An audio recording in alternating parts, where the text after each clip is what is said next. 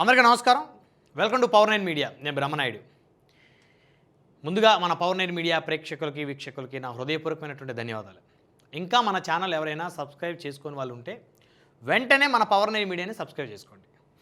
ఇక మన టాపిక్లోకి వెళ్తే అడ్డంగా బుక్ అయిన వల్లభనేని వంశీ. పాపం వల్లభనేని వంశీ గారికి కాలం కలిసి రావట్లా.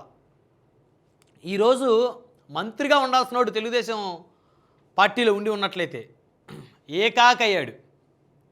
అంటే ఒక్కొక్కసారి మనం తీసుకున్నటువంటి నిర్ణయాలు మన భవిష్యత్తుని అంధకారంలోకి నెట్టేస్తాయి.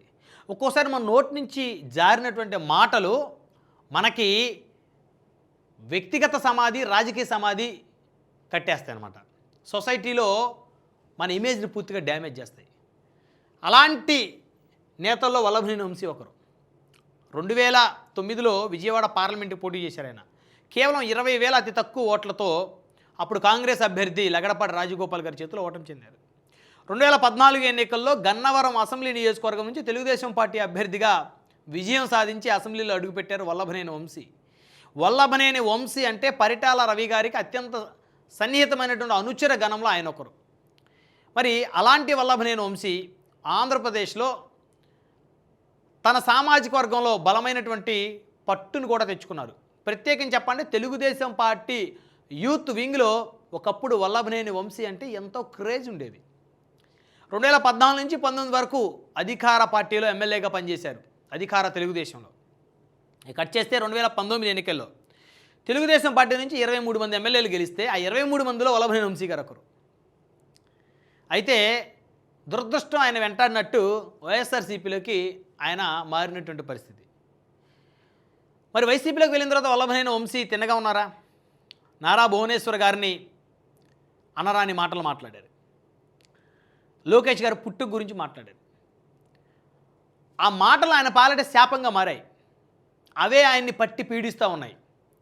ఇప్పటికీ టీడీపీ వర్గంలో, టీడీపీ అభిమానుల్లో వల్లభనేని వంశీ అంటే అందరికీ పీకల దాకా కోపం ఉన్న పరిస్థితి. ఎందుకంటే ఆయన భాష, ఆయన చేసినటువంటి వ్యాఖ్యలు అలాంటివి. మరి 2024 ఎన్నికల్లో వైసీపీ నుంచి మొదటిసారి ఎమ్మెల్యేగా పోటీ చేశారు. చిత్తుగా ఓటమి చెందిన పరిస్థితి.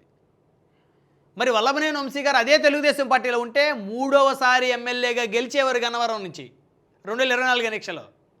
ఈరోజు ఆంధ్రప్రదేశ్ మంత్రివర్గంలో వల్లభనేని వంశీ గారు మంత్రిగా ఉండేవారు, అందులో ఎలాంటి డౌటు లేదు. మరి అలాంటి వల్లభనేని వంశీ గారు ఆయన దురదృష్టం వెంటాడిందని చెప్పాలి.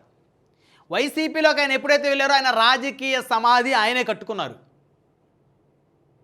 మరి కూటమి గవర్నమెంట్ వచ్చాక 100 రోజులకు పైగా జైలు జీవితాన్ని కూడా అనుభవించాల్సిన పరిస్థితి. ఇప్పటికే అనేక కేసులు ఇంకా ఆయన్ని చుట్టుముడుతున్న పరిస్థితి. నిన్నటి నుంచి సోషల్ మీడియాలో ఆయన ఒక వీడియో సర్క్యులేట్ అవుతుంది. స్నేహితులతో మద్యం తాగుతున్నటువంటి వీడియో. విపరీతంగా మద్యం తాగి పాపం ఆయన భోజనం కూడా చేయలేకపోయిన పరిస్థితి. తన స్నేహితుడు భోజనం తినిపిస్తూ ఉన్నాడు. అంటే ఇదేమి పెద్ద నేరమేం కాదు, ప్రతి ఒక్కడూ మద్యం తాగే పరిస్థితి ఉంటుంది. 70% మగవారు ఈరోజు. 70% పురుషులు తెలుగు రాష్ట్రాల్లో మద్యం తాగుతున్నారు. సరే, ఒక్కళ్ళు డైలీ తాగుతారు. ఆ 70%లో ఒక్కొక్కళ్ళు పండక్కో పబ్బానికో తాగుతారు, ఒక్కొక్కళ్ళు సంవత్సరానికో న్యూ ఇయర్కో తాగేటువంటి పరిస్థితి. కానీ అబోవ్ 50% పురుషులు 100% మద్యం తాగుతున్న పరిస్థితి ఉంది తెలుగు రాష్ట్రాల్లో. అది నేరమేం కాదు. మరి ఎవరు పాపం ఈ వీడియో రిలీజ్ చేసింది ఎవరో? వల్లభనేని వంశీ గారు పక్కన ఉండేవాళ్ళే ఎవరో రిలీజ్ చేశారు. లేకపోతే ఎట్లా వస్తుంది బయటికి? ఆయన ప్రిమిసెస్లో మరి రోడ్డు మీద తాగరుగా మద్యం. బార్ షాప్లో 2 సార్లు ఎమ్మెల్యే పనిచేసినప్పుడు మద్యం తాగడుగా. అంటే చివరికి ఆయన చుట్టూ కూడా నమ్మకమైన వ్యక్తులు లేరు. కారణం ఆయన టార్గెట్ లిస్ట్లో ఉన్నారు, టీడీపీ హిట్ లిస్ట్లో ఉన్నారు, నారా లోకేష్ గారు హిట్ లిస్ట్లో ఉన్నారు, అందులో ఎలాంటి డౌటు లేదు.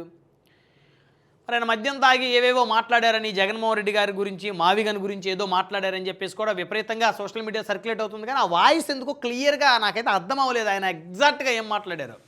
ఎందుకంటే మనం అబద్ధాలు చెప్పలేంగా, అవాస్తవాలు చెప్పలేం కాబట్టి ఎగ్జాక్ట్గా ఏం మాట్లాడారు అనేది అర్థం అవటం లేదు. వాయిస్ డిస్టర్బెన్స్ ఉంది.